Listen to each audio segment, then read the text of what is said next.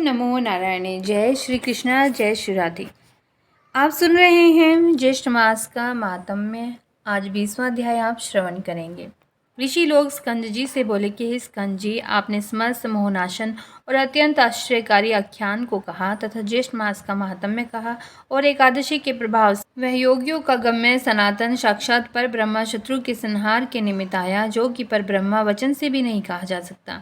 इस तरह कहकर वे ऋषि लोग पुनः स्कंद जी से बोले कि हे स्कंद जी, उस राजा पुलिंद ने दुख से पीड़ित होकर क्या किया। स्कंद जी बोले, हे ऋषि लोग, वह शोकातुर राजा पुलिंद अपने कुछ सैनिकों के साथ शीघ्र ही नगर को आया और अपने देश का स्वामी हो गया। अपने शत्रु के वासी लोगों के वचन का मन से ध्यान करता हुआ और एकादशी के प्रभाव का स्मरण करने लगा, जिसको स्वयं अपने नेत्रों से देखा था।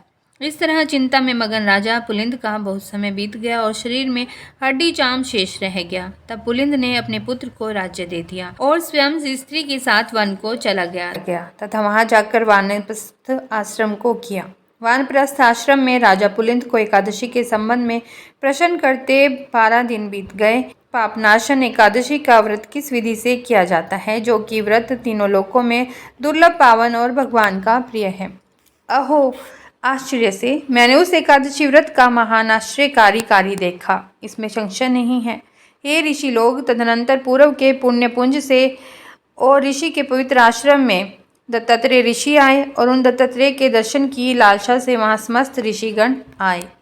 कुछ लोगों ने पूजन, स्तुति तथा विविध प्रकार की सेवा की। राजा पुलिंद ने भी दत्तात्रेय का आगमन सुना और वहां जाकर भयभीत के समान बैठ गया। प्रधान ऋषियों के चले जाने पर राजा पुलिंद दत्तात्रेय जी के निकट गया और दंडवत कर दूसरे विंध्य पर्वत के समान पृथ्वी पर गिर गया।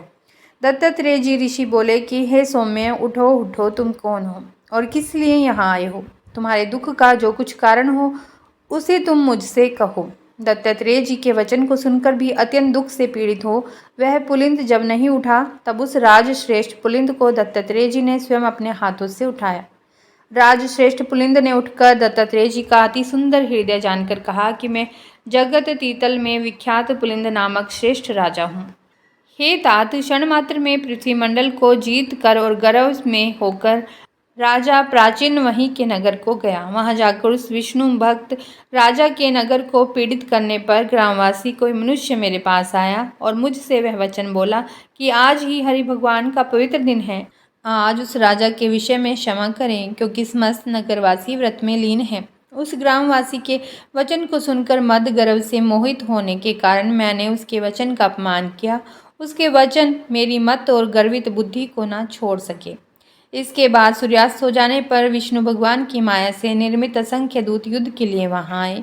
उन विष्णु दूतों ने समुद्र समान मेरे समस्त सैनिकों का भक्षण कर लिया और प्राण मात्र शेष रह जाने पर हम लोग वहां से भागकर अपने नगर को आए। उस समय से भ्रमण करता हुआ एकादशी व्रत को जानने की इच्छा से राज्य, पुत्र, धन का त्याग कर तापसी वृत्ति का आश्रय लिया है।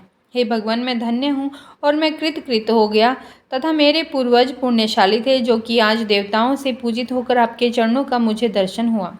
हे भगवान, एकादशी नामक व्रत कैसे होता है और किस विधि से किया जाता है, उसे संक्षेप में मुझसे कहिए, क्योंकि मैं आपके शरणागत हूँ, नहीं तो मैं शून्य समान प्राणों का त्याग कर दूंगा। राजा पुलिंद के इस वचन को सुनकर सकल वृतांत वेता दत्तात्रेय जी उस समय राजा पुलिंद को दोनों हाथों से आलिंगन कर और दयाद्र चित्त होकर मधुसूदन भगवान के एकादशी व्रत का विधान कहा।